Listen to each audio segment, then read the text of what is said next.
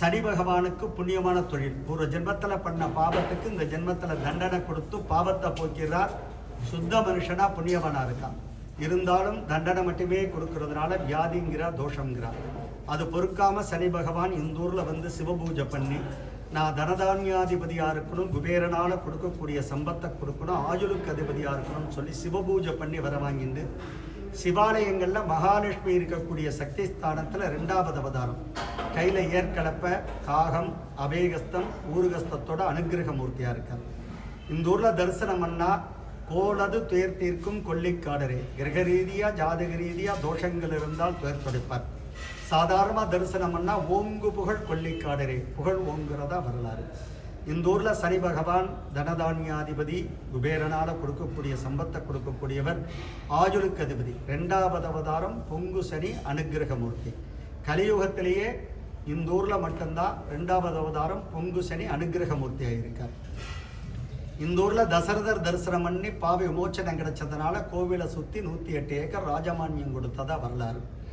பிற்காலத்தில் 1ஆம் குலோத்துங்கன் சோழர் காலத்தில் செங்கல் கோவிலை கருங்கல் கோவிலாக மாற்றினதா வரலாறு. சம்பந்தரால் பாடல் பெற்ற ஸ்தலம் இது.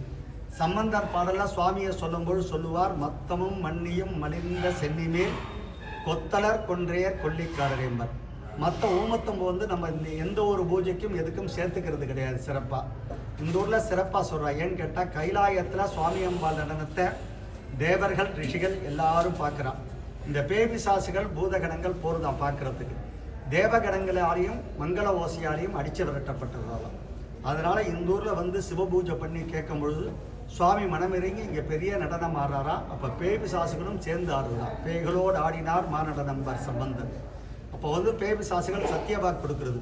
இங்கே வந்து தரிசனம் பண்ணுறவாளுக்கு அதுகளால் ஏற்படக்கூடிய இடையூறுகள் தொந்தரவுகள் வரமாட்டோம் அப்படின்னு சொல்லி அதுகளுக்கு விருப்பமான ஊமத்தம்போ ஏற்றுக்கூட இந்த ஊரில் பகவான் ஏற்றுக்கிறார். அடுத்தது வன்னி மரம். பொதுவாகவே குபேர பூஜைக்கு அருகதியான பத்திரம் வன்னி பத்திரம். குபேர சம்பத்தை அனுகிரகம் பண்ணக்கூடியவர் பகவான். இந்த ஊரில் பிரதான ஸ்தல விருட்சம் வன்னி மரம். லட்சுமி கிடாட்சம் குபேர சம்பத்து ரெண்டு விதமாக சொல்லுவாள். குபேர சம்பத்துங்கிறது கூடும் குறையும், நிரந்தரம் கிடையாது.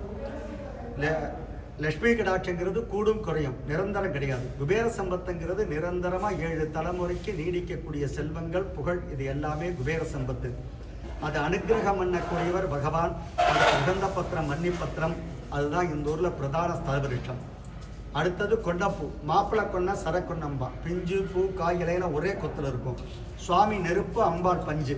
இவா எப்படி ஒற்றுமையாக சந்தோஷமாக இருக்காளோ அதுமாரி இந்த ஊரில் தரிசனம் பண்ணால் குடும்பத்தில் ஸ்தாபனத்தில் ஒற்றுமையாக சந்தோஷமாக இருப்பாங்கிறது வரலாறு. அடுத்த பாடலில் சொல்லுவார், தேடினார் அயன்பொடி மாலும் சேவடி நாடினார் அவரென்று நெருகு கிற்றிலர் பாடினார் பறிவோடு பக்தர் சித்தமும் கூடினார் கிரல் செய்வர் கொல்லிக்காடர் என்பர்.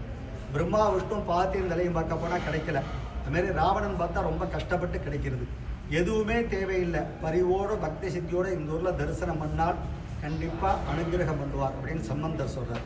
அதே ஆகமத்தில் பார்த்தீங்கன்னா பச்சிமாபி முகம் அக்னீஸ்வரம் சர்ப்பாகார சமஞ்சிதம் சகர் தரிசன மாத்திரேனா கோடியைக்க பலம் லபிக்கிறார்.